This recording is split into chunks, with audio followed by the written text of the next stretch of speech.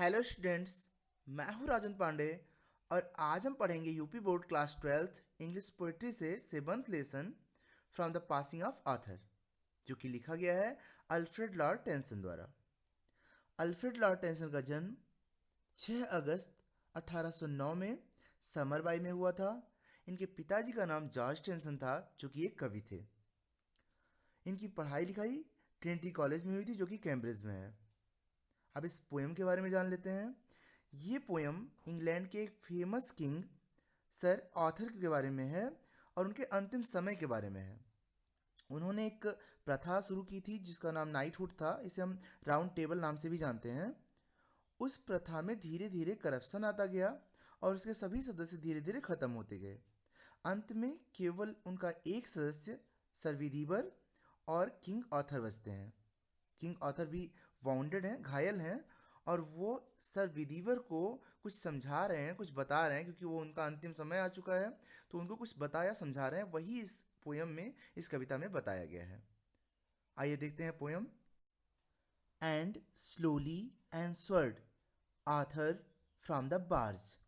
The old order changed, yielding place to new, and God fulfills himself in many ways, lest one good custom should corrupt the world. देखते हैं।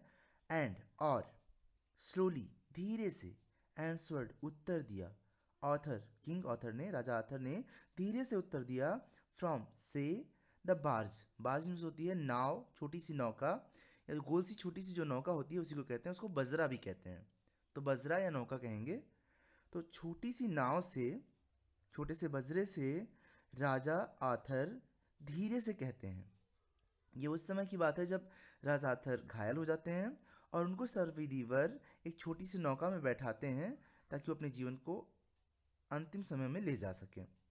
तो उस समय वो बहुत दुखी हैं सर विदीवर, और उनको ढाढ़स बंधाते हुए, उनको धीरज देते हुए किंग आर्थर कह रहे हैं कि एंड स्लोली और धीरे से, एंसर्ड उत्तर दिया, आर्थर ने, राजा आर्थर ने, फ्रॉम द बार्ज छोटी नाव से, और छोटी नाव से राजा आर्थर ने उत्तर दिया या धीरे से कहा। The old order, old means पुरानी, ऑर्डर मीन्स प्रथाएं, पुरानी प्रथाएं चेंज्ड बदल जाती हैं, पुरानी प्रथाएं बदल जाती हैं। येल्डिंग, येल्डिंग मीन्स होता है स्थान देना, और स्थान देती हैं, प्लेस मीन्स स्थान, टू न्यू नए वाले को। पुरानी प्रथाएं स्वयं को बदल देती हैं और नए को स्थान देती हैं, अर्थात पुरानी प्रथाएं जो होती हैं वो समाप्त हो जाती हैं और उनके स्थान पर नई प्रथाएं आ जाती हैं, या वो पुरानी प्रथाएं नई प्रथाओं को स्थान दे देती हैं और स्वयं को बदल देती हैं। द ओल्ड ऑर्डर चेंज्ड, पुरानी प्रथाएं बदल जाती हैं, यील्डिंग प्लेस टू न्यू, और नए वाले को स्थान दे देती हैं। पुरानी प्रथाएं समाप्त हो जाती हैं और नई प्रथाएं आ जाती हैं। एंड गॉड फुलफिल्स, और भगवान फुलफिल्स पूरा कर लेता है, हिमसेल्फ स्वयं को, अर्थात स्वयं की इच्छाओं को, इन मेनी वेज बहुत सारे तरीकों से। मीन्स भगवान अपनी इच्छाओं को कई तरीकों से पूरा कर लेता है। भगवान की जो इच्छा होती है, भगवान को जिस चीज़ को बदलना होता है, जिस चीज़ को जैसे करना होता है, वो उस इच्छा को, अपनी इच्छा को किसी न किसी तरीके से, क्योंकि उस पर बहुत सारे रास्ते हैं, वो किसी न किसी रास्ते से अपनी इच्छाओं को पूरा कर लेता है। लेस्ट, वो आगे बता रहे हैं कि लेस्ट कहीं ऐसा ना हो, वन गुड कस्टम, एक अच्छी प्रथा, शुड करप्ट, नष्ट कर दे या भ्रष्ट कर दे, द वर्ड मीन्स संसार को, अपवित्र कर दे संसार को। लेस्ट कहीं ऐसा ना हो, वन गुड कस्टम एक अच्छी प्रथा, शुड करप्ट नष्ट कर दे या अपवित्र कर दे, भ्रष्ट कर दे, द वर्ड संसार को। वो कह रहे हैं कि कहीं ऐसा ना हो कि अच्छी प्रथा भी पूरे संसार को नष्ट कर दे, क्योंकि प्रथाएं जो भी चलती हैं धीरे धीरे उनके साथ अपवित्रता जुड़ती जाती है, करप्शन जुड़ता जाता है, और वह अपवित्र होती जाती हैं, उतनी यूजुअल नहीं रह जाती हैं जितनी वो स्टार्टिंग में होती हैं।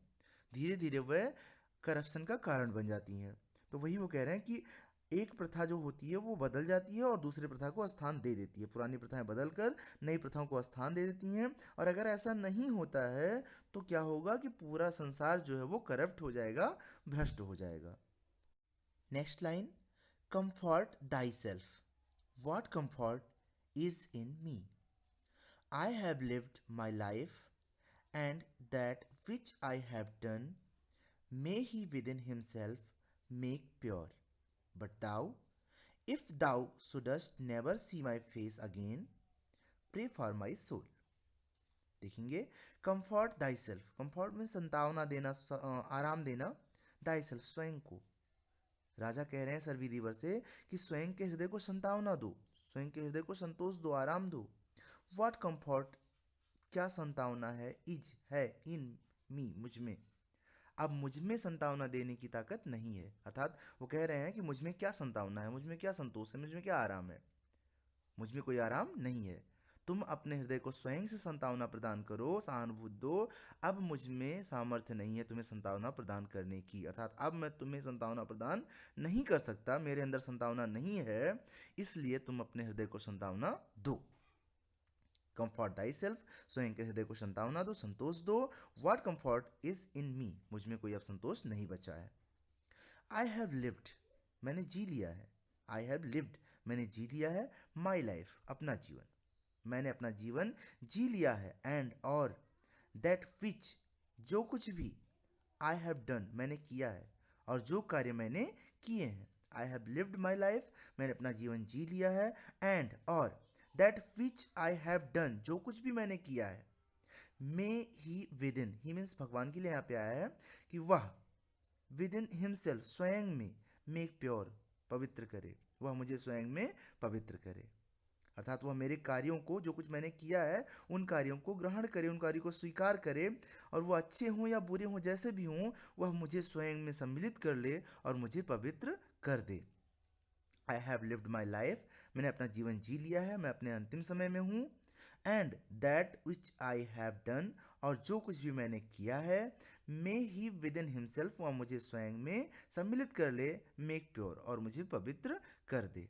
अर्थात मैंने जो भी कुछ किया है वो गलत हो या सही हो, भगवान मुझे उसके लिए क्षमा करे, उसको स्वीकार करे और मुझे स्वयं में सम्मिलित कर ले, मुझे पवित्र कर दे. बट दाऊ, लेकिन तुम. बट दाऊ, लेकिन तुम. If you shouldst never see my face, if you, if thou, यदि तुम. शुडस्ट नेवर सी, कभी नहीं देखते हो, नेवर, कभी नहीं, सी मीन्स देखते हो, माई फेस, मेरा चेहरा, अगेन, पुनः.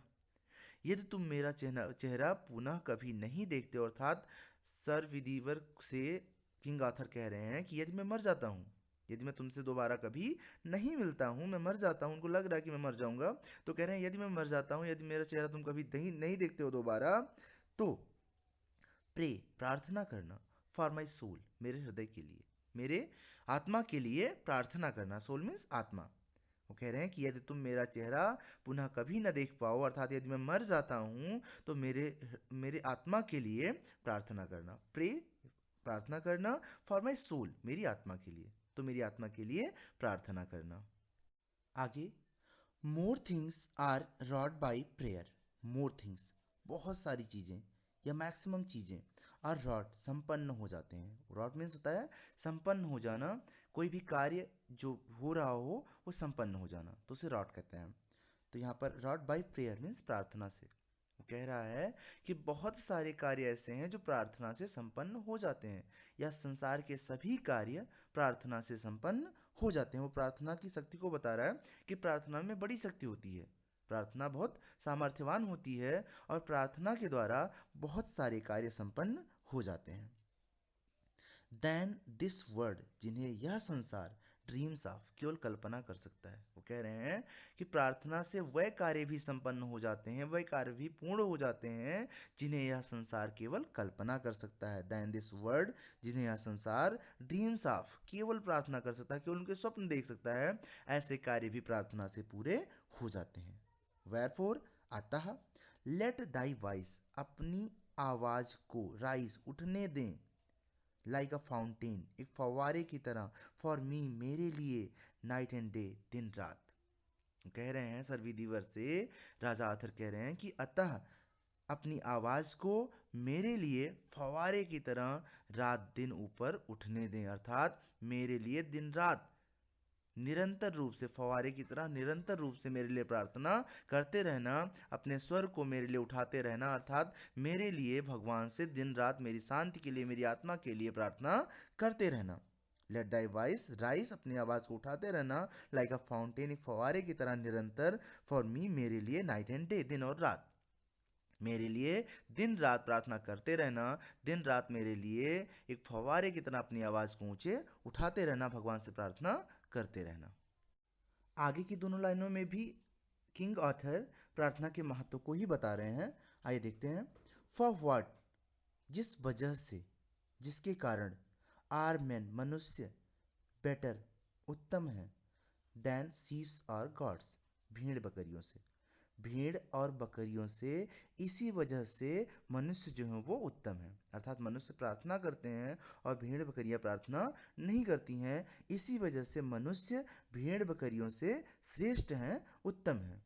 दैट जो, वही भेड़ बकरियां जो नैरिश अ ब्लाइंड लाइफ, एक अंधा जीवन पोषित करती हैं। नैरिश मीन्स होता है पोषित करना, नैरिश मीन्स पोषित करना, पालन पोषण करना या चलाना। अब ब्लाइंड लाइफ, अब यहाँ पे ब्लाइंड मीन्स अंधा जीवन, या इस तरह से समझेंगे कि भगवान का अस्तित्व जिस जीवन में नहीं होता है, जो लोग अपने जीवन में भगवान को अस्तित्व नहीं देते हैं, भगवान को महत्व नहीं देते हैं, भगवान की प्रार्थना नहीं करते हैं, ऐसे जीवन को लेखक या कहें कि किंग आथर ऐसा ब्लाइंड जीवन कह रहा है, अंधा जीवन कह रहा है या ब्लाइंड लाइफ कह रहा है। तो कह रहा है कि ऐसे लोग जो अपने जीवन में भगवान की प्रार्थना नहीं कर रहे हैं या ऐसा जीवन जी रहे हैं जिसमें वो भगवान की प्रार्थना नहीं कर रहे हैं, वो एक अंधा जीवन है। और उसमें वो क्या करते हैं, विद इन द ब्रेन, अपने मस्तिष्क से, अपने आंतरिक आत्मा से जो उनकी आवाज़ आती है उसी की तरह वो अपने जीवन को संचालन करते रहते हैं। जिनके जीवन में भगवान की प्रार्थना नहीं है, जो भगवान को महत्व नहीं देते हैं, प्रार्थना नहीं करते हैं, वह अपने जीवन को अपनी आंतरिक आवाज़ के अनुसार चलाते रहते हैं और उनका जो जीवन है वो लक्ष्यविहीन है, वो अंधा जीवन है, वो श्रेष्ठ नहीं है। और ऐसा किसका जीवन होता है, शीप्स और गॉड्स, भेड़ बकरियों का। तो ये कह रहे हैं कि भेड़ बकरियां जो अपना जीवन अपनी आंतरिक आवाज़ से चलाते रहते हैं, जिनका जीवन भगवान की प्रार्थना से दूर है, वह मनुष्य से बदतर होते हैं, या मनुष्य उनसे बेहतर इसीलिए होते हैं क्योंकि वह प्रार्थना का महत्व जानते हैं, वह प्रार्थना करते हैं। तो पूरा जब forward, are men better than sheeps are gods that nourish a blind life within the brain. इसलिए जो मनुष्य है, फॉरवर्ड जिस वजह से, आर मैन बेटर मनुष्य बेहतर है भेड़ और बकरियों से, जिस वजह से भेड़ और बकरियों से मनुष्य बेहतर है। भेड़ बकरियां जैसे पशु नहीं जानते हैं कि वे क्या कर रहे हैं और उनमें ज्ञान नहीं होता है, वो अपने आंतरिक भावना से संचालित होते रहते हैं, अपनी आंतरिक भावना से चलते रहते हैं। जबकि मनुष्य जानता है कि प्रार्थना का क्या महत्व है, वो प्रार्थना करता है और इसीलिए वह उनसे बेहतर है। अगली line, if knowing God, if यदि, नोइंग जानकर, गॉड मीन्स भगवान को, यदि भगवान को जानकर, दे वे मीन्स मनुष्य, लिफ्ट नॉट नहीं उठाते हैं, हैंड्स मीन्स हाथों को, ऑफ प्रेयर प्रार्थना के लिए, यदि भगवान को जानकर भी लोग हाथों को, अपने हाथों को प्रार्थना में नहीं उठाते हैं, both for themselves and those who call them friend, both दोनों के लिए, फॉर देमसेल्व्स स्वयं के लिए, एंड दोज और उनके लिए, हु मीन्स जो, कॉल देम कहलाते हैं, फ्रेंड्स मित्र, जो उनके मित्र कहलाते हैं।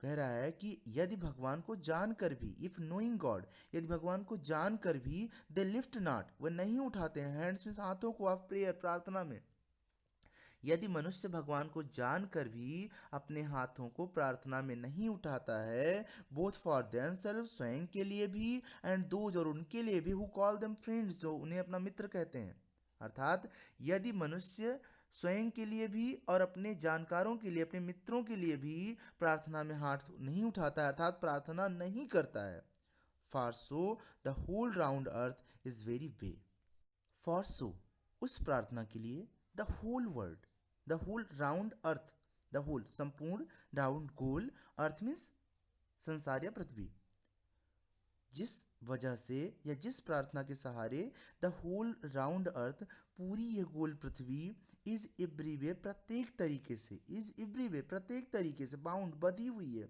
बाय गोल्ड चेन एक सोने की जंजीर से, about the feet of God, about चारों तरफ, द फीट ऑफ गॉड भगवान के पैरों के, जिसके सहारे भगवान के पैरों से एक सोने की जंजीर से यह पूरी गोल धरती भगवान के पैरों के चारों तरफ बंधी हुई है, कह रहे हैं कि जिसके सहारे फॉर सो, जिसके सहारे द फुल राउंड अर्थ, यह पूरी संपूर्ण पृथ्वी या पूरी गोल पृथ्वी इज एवरीवे, प्रत्येक तरीके से बाउंड बंधी हुई है, बाय गोल्ड चेन, सोने की जंजीर से, about the feet of God, भगवान के पैरों के चारों तरफ।